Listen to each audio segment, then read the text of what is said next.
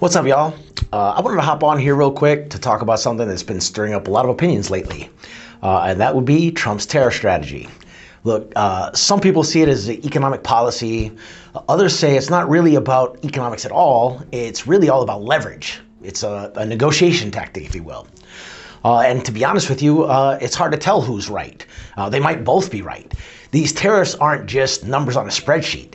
At the end of the day, they're pressure points. They're tools designed to make countries and companies alike flinch. The goal? Force a better deal, restructure trade, bring jobs home, and yes, hopefully score a win at the bargaining table. But here's the trade-off that no one can ignore, and that is that tariffs at the end of the day are still taxes, and they hit American importers first. Then those taxes costs trickle down to small businesses and consumers and to families who are already fighting inflation and tight budgets. And I get where we're going with this, but here's where it gets a little bit more complicated. Let's say it works. Let's say these companies do bring manufacturing back to the US. Will that actually mean jobs? And to be honest with you, are they even going to bring manufacturing back to the US? Some companies like Nike have already said they're just going to sell shoes to other countries. For those that are going to establish manufacturing plants in the US, we're already seeing plants like LG's new facility in Tennessee being built with automation in mind, nearly fully robotic from day one. These jobs they're bringing back might not necessarily be for people, but more for like machines. And underneath it all, there's a bigger issue that few people are really talking about.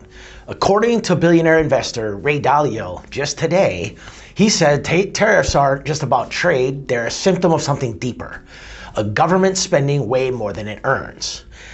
Right now, many people don't realize it, but the US is running a massive deficit. We bring in about $5 trillion a year in tax revenue, but we're spending close to $7 trillion a year. So to put that in perspective for the normal person, that's like having an income of $50,000, but living off of expenses of $70,000. I mean, eventually something's got to give, whether you're a company, a country, or an individual. In the article, Dalio warns that when debt grows faster than income, you either cut spending, raise taxes, or let inflation do the dirty work.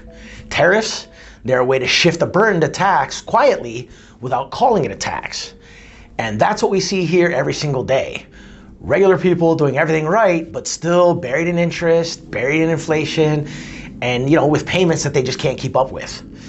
Because just like the government, they've been forced to borrow just to stay afloat. The big difference here is that if a person keeps spending more than they earn, they lose their car, they lose their house, they lose their peace of mind.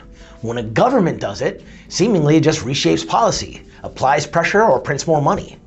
So maybe the bigger question is, how long can either way keep going like this? Drop your thoughts below and let's open it up. Till next time, stay safe, stay strong, and remember, we got your back.